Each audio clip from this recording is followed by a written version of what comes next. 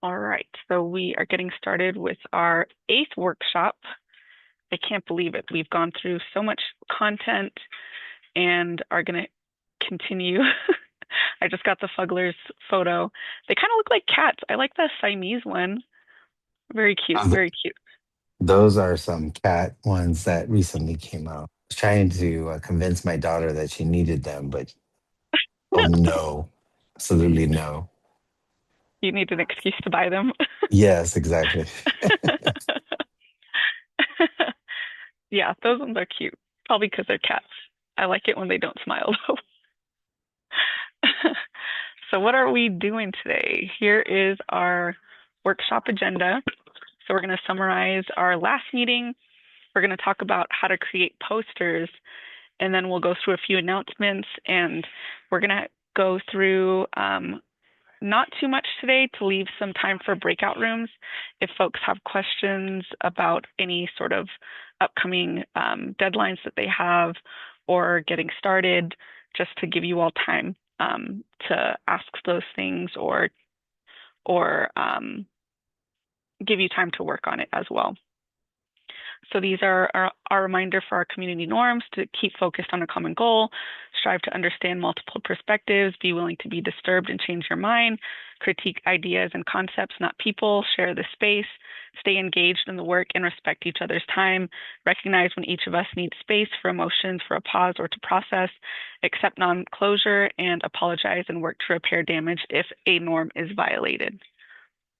So in the chat, can someone share what they remember from our last meeting? Here's some photos of different things we discussed in case that helps prompt you to remember.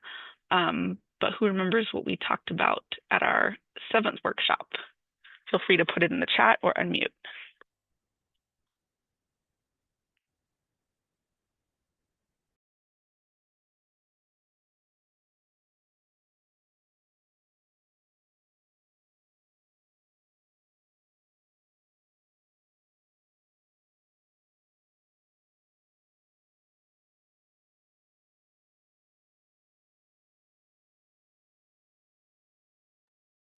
Yep, Natalie said how to dress and interviews with the judges. Yep, you're you're right. What are some suggestions for how to dress?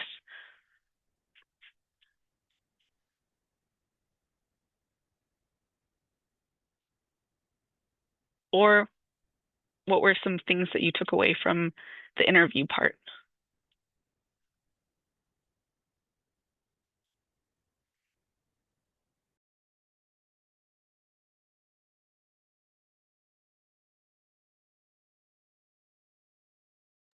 Yep, business casual.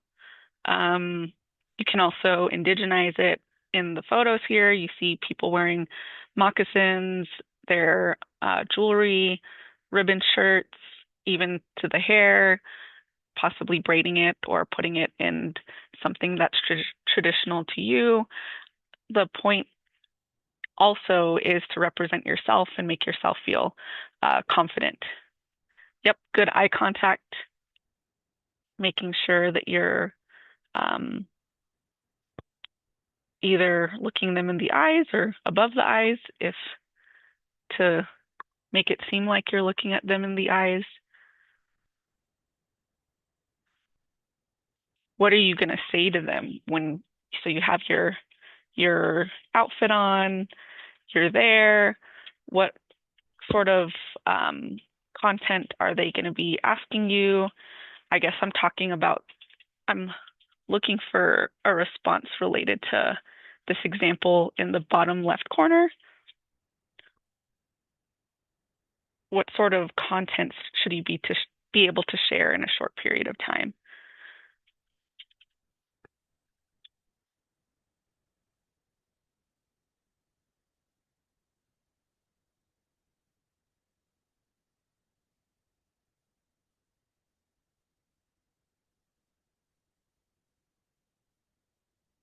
We talked about the elevator speech, right? So that was basically um, having the information about what your purpose is, what you did, what your outcome is, and have it to the point and brief. So tips for doing that were to practice with somebody and to have them ask you questions that might come up afterwards because you're giving a high level overview of what your project is. And even though the judges may have looked at your abstract in advance, they're looking at a lot of different projects. So it's important for you to have your spiel prepared and to share that with them. And from there, they'll ask you additional questions. Um, Questions, again, it's not to test you to say like you're wrong or anything. It's about diving deeper into why you did this. What are some things that you learned? What would you do in the future? Because it's it's all part of the learning process, and um, they're also, I'm sure they have like a rubric, and they'll ask you questions related to their rubric and stuff as well. So if you would like a review of that video, the link is down below here. It's uploaded to YouTube. So if you still need to watch that, you can speed it up on 2x and watch the video if needed. Anything else from last week that we need to cover? If anything comes up, feel free to put it in the chat. So we've talked a lot about creating your poster presentation, not poster presentation, your virtual presentation for the science fair. One of the options I want to share with you all today that's not necessarily specific to a science fair because the rules are a little bit different, but creating a scientific poster. Where do you see scientific posters? Mainly, you would see them at conferences or other places where people are displaying their work, and it's set up a little differently because at the science fair, they're saying like, don't put your name on the front and or like who helped you. So I guess like the University of Arizona, NASEP, you wouldn't want those logos on there. They want it to be very to the point and not have any sort of influence.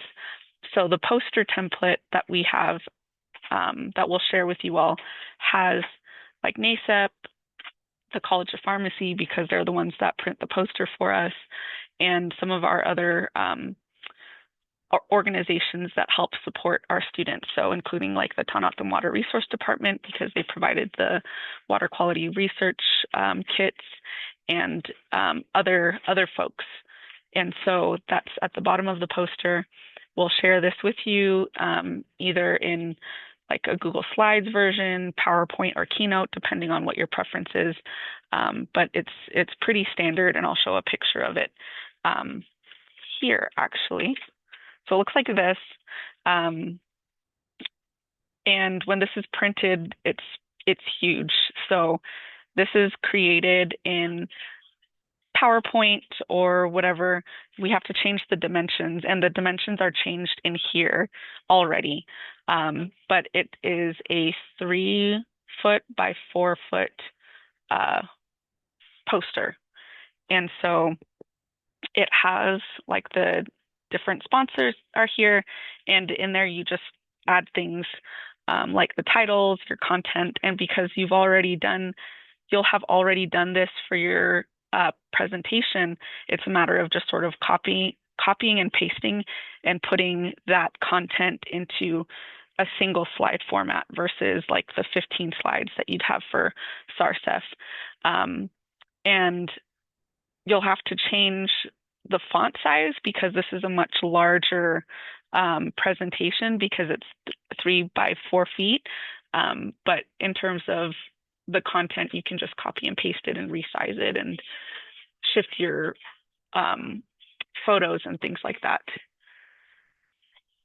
Here's an example of the things that are needed. So your title, intro, all the things that we've covered already in terms of the content, but this is just a reminder here. So yeah, methods, results, discussion, conclusions, references, and the printing rules for the College of Pharmacy is they're able to print for us, but they will only print a poster once unless there are like vast differences between the first poster and the second poster.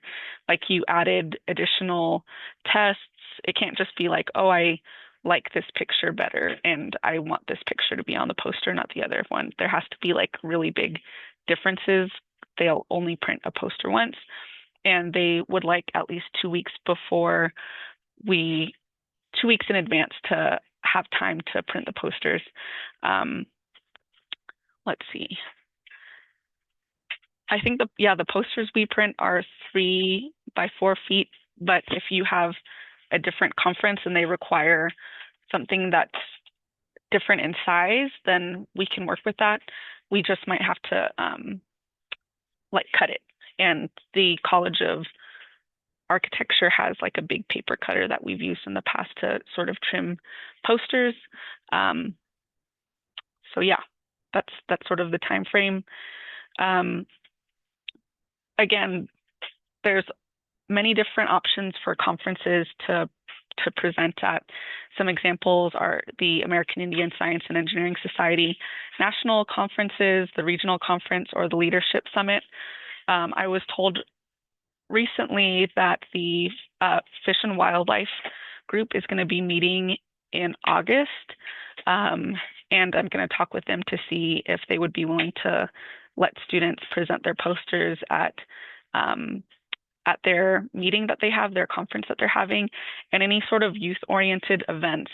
We did have students in previous years present at like the Phoenix Indian Center, um, the Phoenix Indian Center conference. There was like a men's youth conference that happened that we had folks present at, and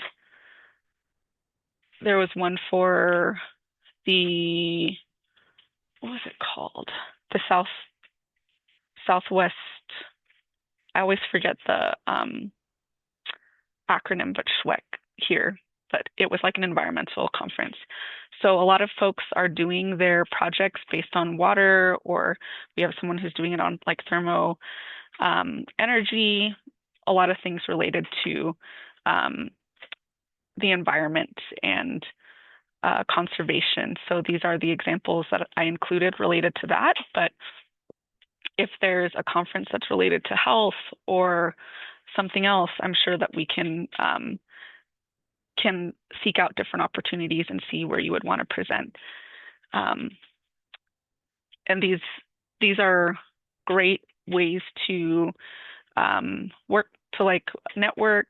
We've had students who presented at conferences and people were walking around and were like, we're looking for folks to sign up for our summer undergraduate research program. Like, would you be interested? And the student was like, well, I'm graduating from high school, so I'll be entering into college this summer. If you would accept me into the program, then I'd be willing to do it. And so they were impressed enough by the poster that they're like, yeah, of course we'll have you.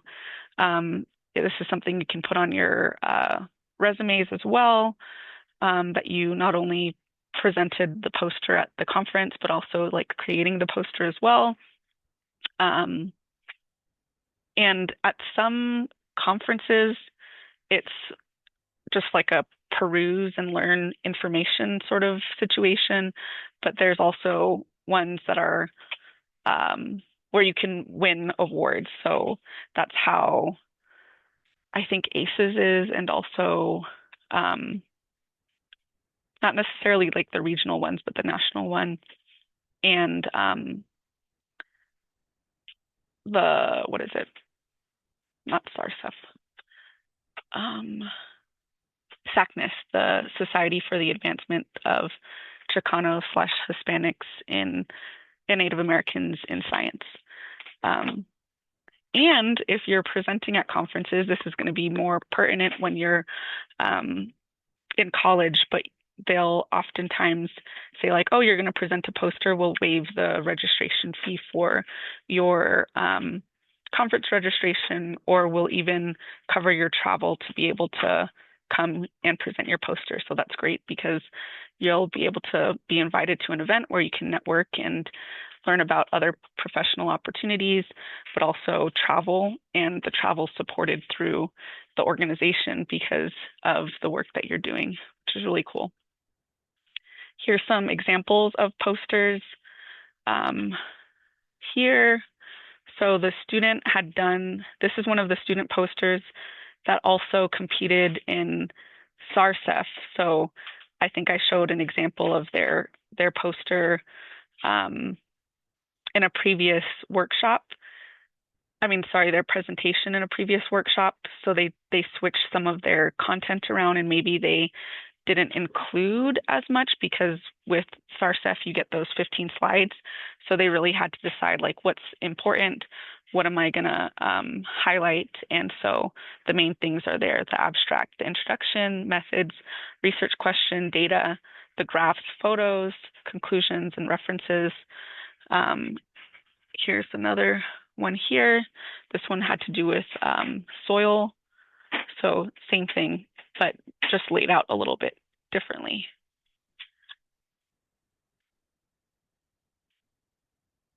Any questions so far? I'm going to go back to that slide. Any questions so far?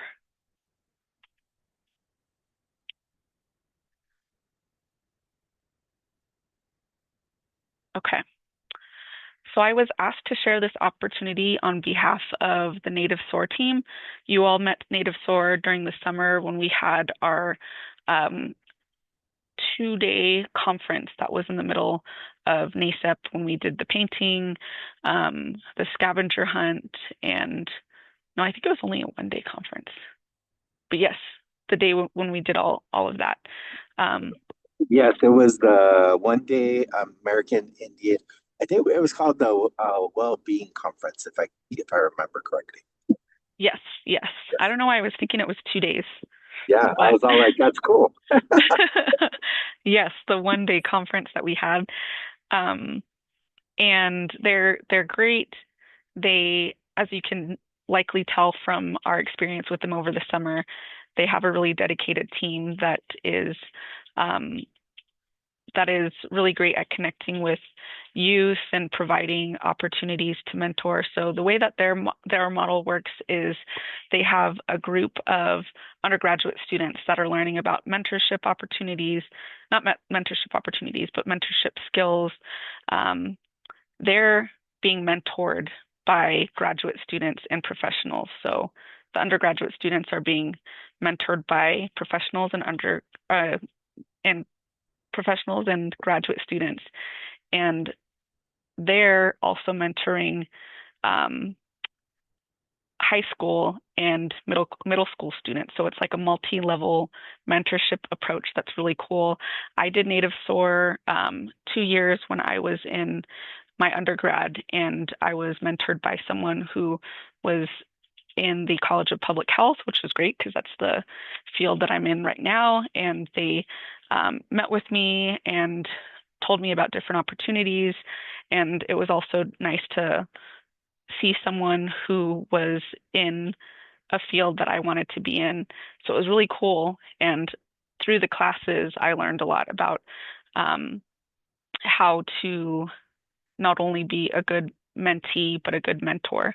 So I went to Rossridge High School, or no, it's a middle school, sorry, Rossridge Middle School, and I prepared different activities with the youth and would go there after school. And it was really nice to engage with those mentees, which I think helped with things like this, with NASEP, how to connect with people, how to answer questions and provide guidance. And so I think that it's something that would be very beneficial to you all.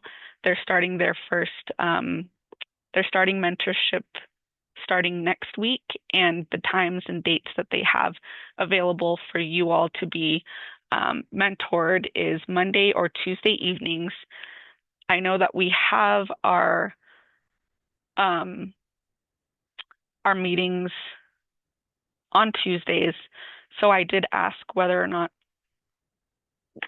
folks can do like a combination of Monday and Tuesday, or if they have to lock in with like only Mondays and only Tuesdays. So that's a question I've asked, and I'll provide an update to you all. but the times are from 5:30 to 6:30 p.m. And again, they start next week on the 16th, which is Monday, and they will continue all the way through April 28th.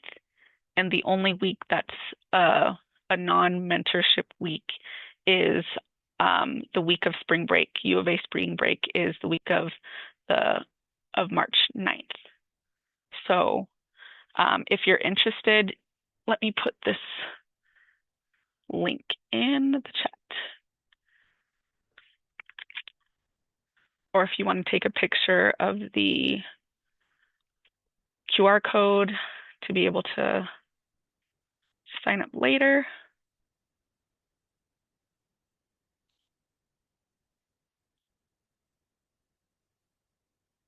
Any questions about the Native SOAR mentorship opportunity?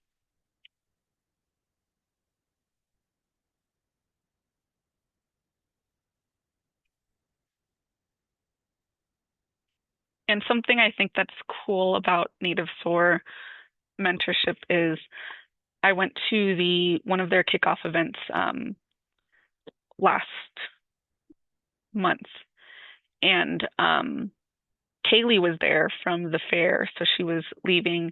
So they were having like a going away and kickoff event for her. But when I went, I ran into other NASEP students that were there. So they were either like alumni of the program or are going to be mentors for this current cycle.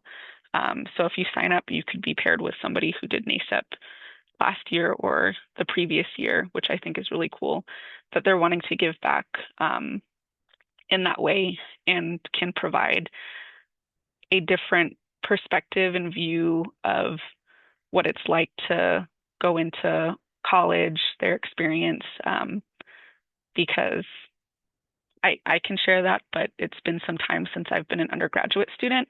And so it's great to be connected to folks that are closer in age to you all to be able to ask them some of those questions. So, yes. And just to piggyback on what Carol has shared, I just would definitely recommend for everybody to consider the opportunity. I think that it's great because one, we're focusing with you largely on your STEM identity. I know that a lot of our workshops focus in that way. Um, and we'll do things, of course, that kind of focus on other elements of your own identity as well. Um, but there may seem like a big focus, especially as we talk and prepare you for the college level research project. So through Native Soar, you get this kind of other mentorship opportunity. It could include a little bit of conversations of focusing on your academic and professional goals, but it'll probably go beyond that too, and that's a positive. Um, and then the last thing that I may mention is just that I think it is a great engagement opportunity. It's another thing that you can put on your resume that you're involved with. Um, and as Carol did, um, that we do see a good number of NASEP students later come back and engage in Native SOAR, the course, which then means that they're kind of learning about uh, indigenous students in higher education, and they're then kind of taking on that role of going into the community and mentoring middle school and high school youth, getting them to think about college. And so it's this great opportunity to be mentored now.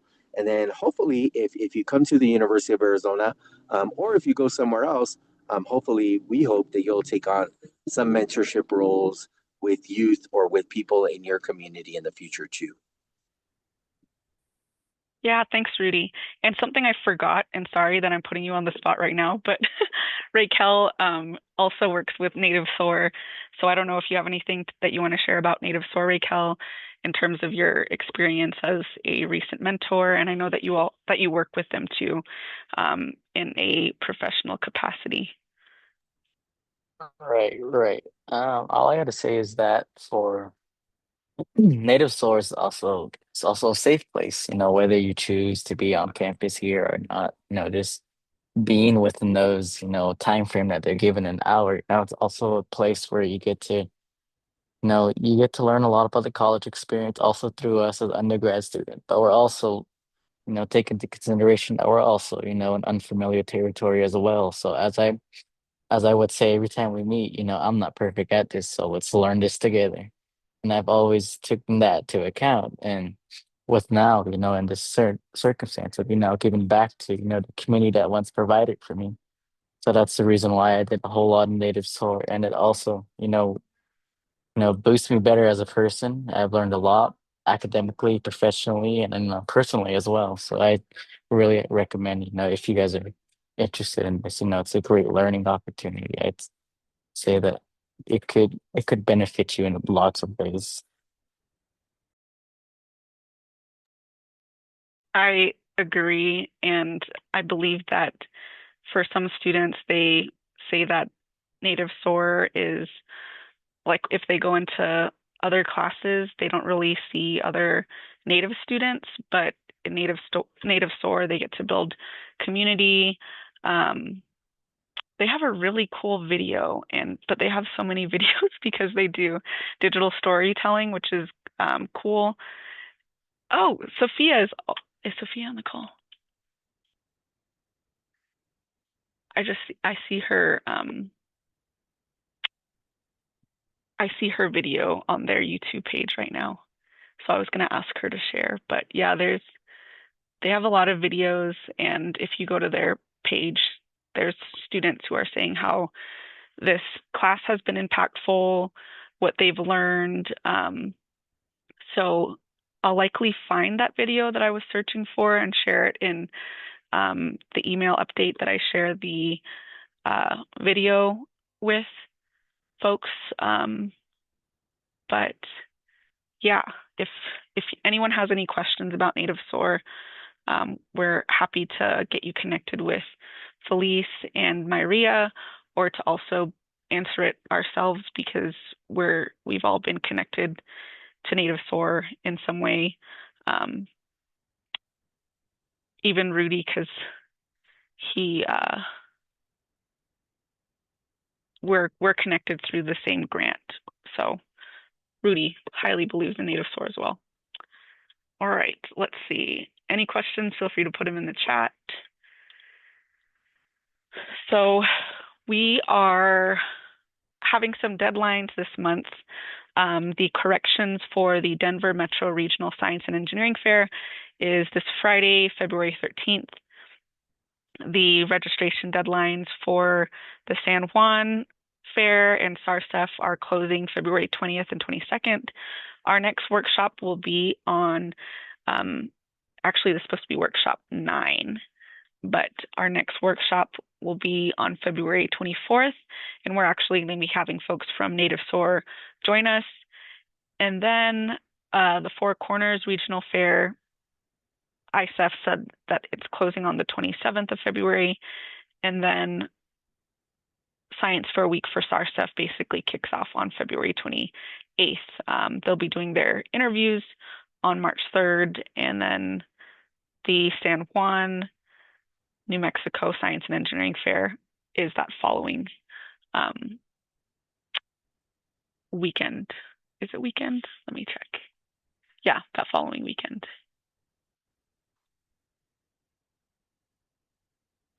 So if you need a reminder for where our research project guide to get started, it's at this link here. And what we discussed was reminders from last meeting, how to create a scientific poster, what the benefits are, what are some possible conferences that you can sign up for, and also we looked at different poster examples. We shared the information for Native SOAR mentoring. I also shared the link for that in the chat. And this is the reminder for our closing banquet. It's going to be on March 2nd on the U of A campus. I'll be sending out an RSVP link for that soon so we can see how many folks are able to join us. And this is the time for any questions, And then we'll stay on. We can even break out into breakout rooms if folks are needing more individualized attention. But again, our next workshop, why does it, February 10th is today, so our next workshop is February 24th. And the quote for today is, strong alliances can thrive even where disagreements exist, but they cannot thrive where free and open communication is shut down. And that is a quote from Sharice Davis. And yeah, any questions?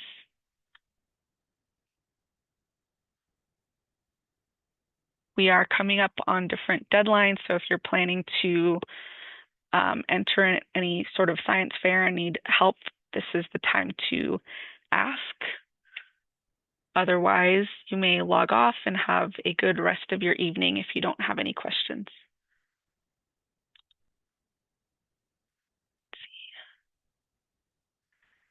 Yes.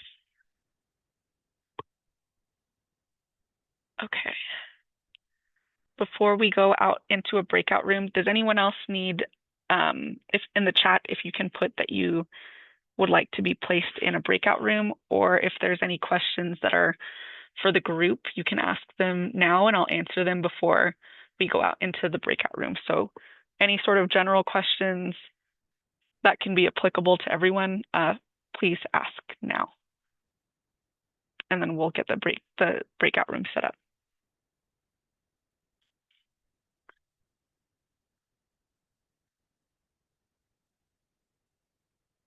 Again, any questions now? We'll go into breakout rooms. If you don't have any questions, feel free to log off and have a good rest of your evening.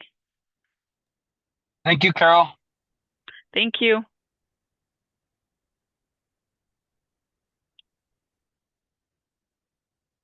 Okay.